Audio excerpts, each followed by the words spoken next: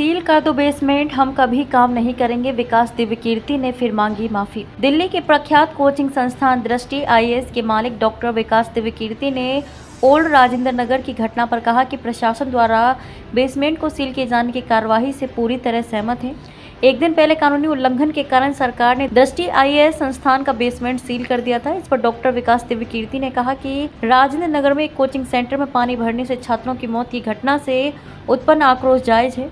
उन्होंने अधिकारियों से कोचिंग संस्थानों के लिए दिशा निर्देश लागू करने की मांग की। समाचार एजेंसी एनआई के साथ लंबी बातचीत में डॉक्टर विकास दिव्यकीर्ति ने कहा कि बेसमेंट को लेकर आजकल खूब नाराजगी है। हम भी इस बात से पूरी तरह सहमत हैं कि बेसमेंट को सील कर देना चाहिए, लेकिन दिल्ली मेट्रो बेसमेंट में चलती है, अंडरग्राउंड है, पालका बाजार बेसमेंट में ही है। दिल्ली के लगभग हर मॉल के बेसमेंट पर बहुत बड़े शॉपिंग कॉम्प्लेक्स हैं, क्योंकि वहां बेसमेंट सही तरीके से बनाया गया है। उन्होंने कहा कि मैं ऑन रिकॉर्ड कह रहा हूं कि हमने बेसमेंट का पूरा लेआउट स्ट्रक्चर एनओसी के लिए एमसीडी, डीडीए और फायर डिपार्टमेंट को सौंप दिया है और अभी तक वहां से कोई रिजेक्शन नहीं आया है।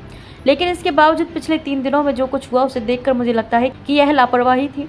हमारे मन में कभी ये विचार नहीं आया और मैं खुले तौर पर कह रहा हूँ कि अगर भविष्य में हमें परमिशन मिल भी जाती है तो भी हम बेसमेंट में काम नहीं करेंगे। मैं आपको यह आश्वासन देता हूँ, एक भी कोचिंग संस्थान बेसमेंट नहीं चलाना चाहिए।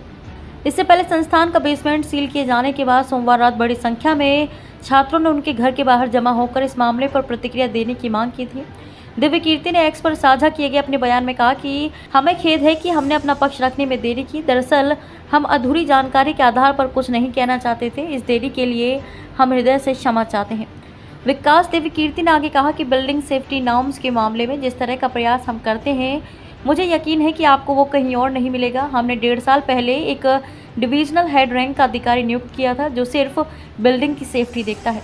जनवरी 2023 में हमने एक व्हाट्सएप ग्रुप बनाया, मैं उसका मेंबर हूँ। उस ग्रुप का काम 16 पॉइंट्स चेक करना है कि दरवाजे खुले हैं, फायर एग्जिट साफ है, उस पर कोई रुकावट तो नहीं है, छत के दरवाजे खुले हैं ताकि इमरजेंसी में छात्रों को बाहर निकाला जा सके। इन 16 पॉइंट्स को रोज चेक किया जाता है।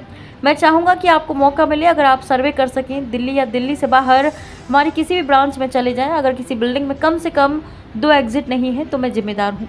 हम ऐसी बिल्डिंग किराए पर नहीं लेते जिनमें फायर एग्जिट ना हो, सिर्फ इतना कि किसी भी हालत में किसी बच्चे या स्टाफ की जान से समझौता ना हो। यही हमारी मंशा है। मुझसे समझने में गलती हो गई। मैं पूरे देश से, पूरे समाज से क्षमा मांगता हूँ। गलती हो गई, भविष्य में ये गलती नहीं दोहराई जानी चाहिए। दिल्ली के उपराज्यपाल के साथ बैठक कर दृष्टि आईएएस के संस्थापक और एमडी डॉक्टर विकास दिव्यकीर्ति ने कहा कि इस मुद्दे को उपराज्यपाल द्वारा संभाला जा रहा है।